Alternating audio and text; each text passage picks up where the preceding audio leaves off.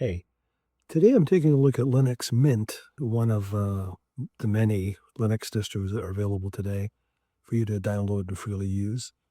It's aimed more at the beginner user. It's a bit more friendly than some others, a bit more accessible. And we're looking in particular at the XFCE Edition. Unlike Windows and Mac, Linux can use different desktop environments. XFCE is one of those.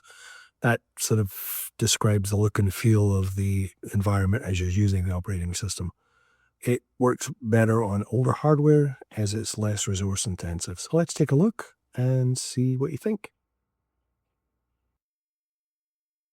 So this is Linux Mint being installed on a virtual machine. Don't get too hung up with that. It's just a way for me to do it more easily. But this is basically what you would see if you were installing it on a computer. You would download the ISO file from the Linux Mint website, burn it to a USB stick using something like Balena Etcher, and then you can use that to start the computer up and install Linux Mint from here. The main purpose of the live environment, which is what this is called, is to see that your hardware is recognized. So once you're pretty, happy that everything is working okay, you can go ahead and install. And most Linux distributions will have something similar to this as a method of installing the operating system. It's very similar actually to the Windows type install, or indeed to Mac. It goes through the same basic process of partitioning a disk, setting up your user, putting in your time zone, that sort of thing. And it's not complicated. It's only complicated in the fact that most people never get to do this with their computer. When they buy it from the store, it already has Windows on it. So most people never see this. But for someone who builds computers like me, this is, something I see a lot.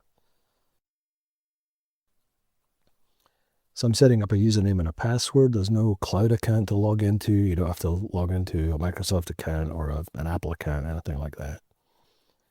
And we'll go ahead and fast forward here. So we will restart. And you'll get a prompt here to remove the installation media, meaning the USB stick, and then press enter. Once you do that, the computer will restart and actually enter into Linux Mint.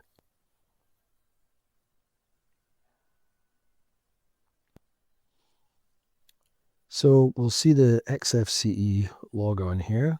We come up. I'm going to make it full screen there so it looks more like what you would see on a computer.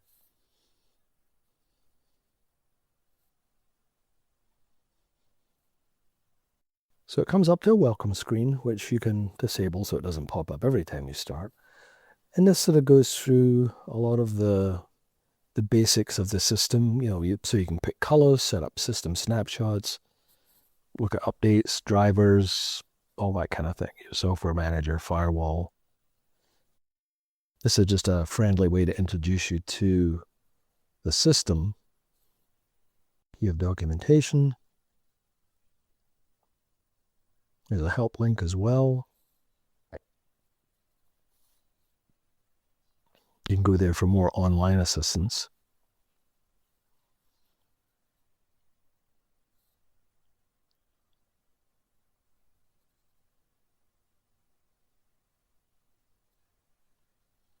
So down here is a notification that we have some updates pending. So we'll go ahead and click OK there. And there is a new version of the Update Manager, so we'll just apply that. So let it it's basically updating itself.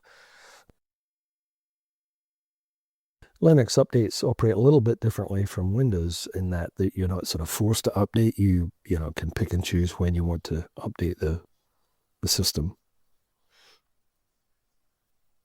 You'll notice at the top there's an item that says, do you want to change to a local mirror? We'll do that after the updates. So we'll speed through here. And we're going to update to, I'll switch to a local mirror. All that means is that you're choosing a location, a server that's closer physically to you, which usually makes it run a little bit faster. You don't have to do that. It just makes the update process a little smoother usually.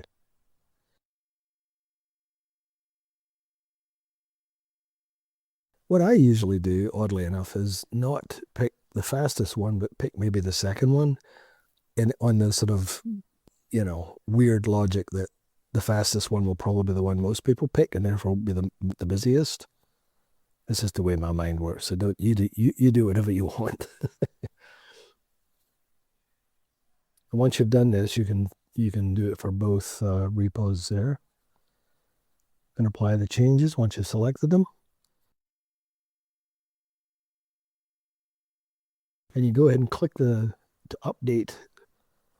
So this goes and rereads the information from the mirrors that you've picked, just so that everything's up to date that way. There we go. Easy, easy peasy. You notice we haven't went to any command line or anything like that yet. We're all out of that kind of stuff. Let's take a look at the menu here. This is XFCE. And it's kind of, I don't want to say old-fashioned, but it's not like cutting edge, It looks more like maybe Windows 7 or Windows XP as far as the sort of start menu paradigm there. That's just the way Linux Mint has set it up. You can change the look and feel of XFCE quite a bit, like with most other and we'll look at that a little bit more later. You can see there's a good selection of software here under the various categories. And actually, I would say Linux Mint has probably 99% of the stuff that you would need as a regular computer user right off the bat. Now, Linux does not generally run Microsoft Windows software. So these are all programs and applications that do the same kind of thing, like LibreOffice is a substitute for Microsoft Office. You could use the online version of Microsoft Office if you wanted, or Google Docs or something like that, but it does come with LibreOffice as an office suite. You can go ahead and change the appearance quite readily here, colors and backgrounds and fonts and that kind of thing. It's pretty straightforward, pretty self-explanatory when you look at it. One thing about XFCE being a kind of an older, simpler desktop environment, it doesn't have quite the same choices as something like Cinnamon, which is the flagship desktop of Linux Mint. Things like fractional scaling, some input methods and so on, like things like gestures for the touchpad, that kind of thing might not be as fully incorporated in XFCE as they would be in Cinnamon. But as I said, XFCE is a lighter desktop environment. You can see here. Now, Linux Mint does run a slightly older kernel version, which is the sort of beating heart of a Linux operating system. But that shouldn't matter in most cases. This is an LTS version, meaning it's supported for like 5 years. You can see the small amount of memory it's using, 836 megabytes, which is nothing. I mean, Windows uses close to 4 gigabytes, I think, just on the desktop itself. So I'm going to go ahead and restart because we didn't restart after the updates.